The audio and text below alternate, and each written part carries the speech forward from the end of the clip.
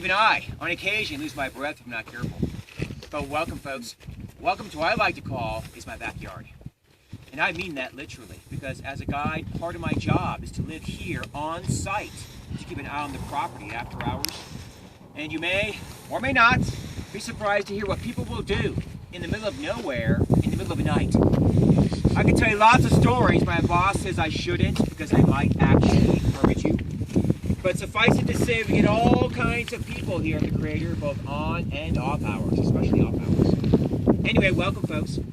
Now, again, this is a very short presentation, so what I want to do is try to squeeze in as much information as I can before I give you a chance to ask me direct questions. And now is the time I start taking those pictures. Now, I like to begin by answering the most common question I get asked, other than, where's the toilet? And that is, what is that in the center? That hole, that white stuff around it? Looks kind of like a barbecue pit. Wish it was. That is the remains of mine shaft number 1. For those of you who may have seen the previous movie, not the last one, the one before that, you might remember a man named Daniel Barringer. Over 100 years ago, Mr. Barringer believed, he did not know, he believed the meteorite that made this crater wasn't destroyed like we know today. He thought it was still down there.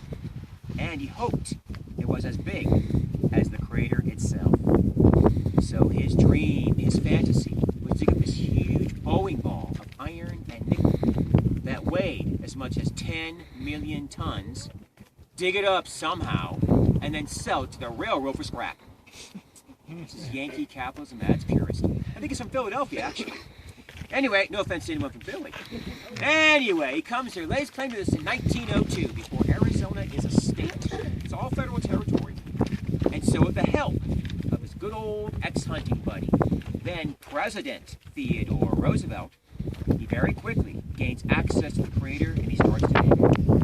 So it really does pay to have friends in that place, especially back then. However, he's not aware the meteorite was in fact destroyed, vaporized for the most part. So Daniel Barringer spends the next 25 years looking for something that does not exist. He digs, or he drills, at least 35 holes, beginning with mine shaft 1, spends his entire family fortune, millions of dollars, 19th century dollars, encounters constant frustration from people who say it's volcanic. I've met people till recently who tell me it's volcanic. Then the stock market crash of 1929 happens, and the Great Depression begins. Within a month of all this happening, Daniel Barringer suffers a heart attack and dies.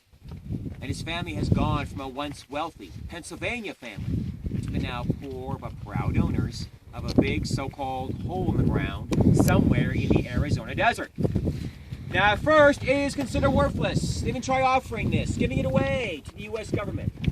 And even the government says, well, we already have the Grand Canyon, so that's one big hole enough, thank you very much. But they decide to hold on to this anyway to honor their father's memory.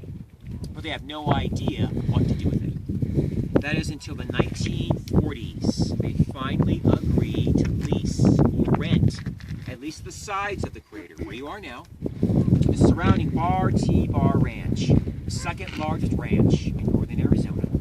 And the ranch, later on, forms Meteor Crater Enterprises, my employer, and the owner of all these buildings and facilities.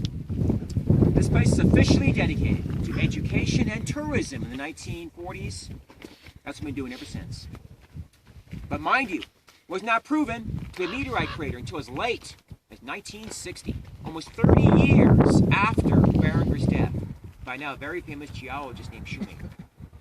Any questions so far?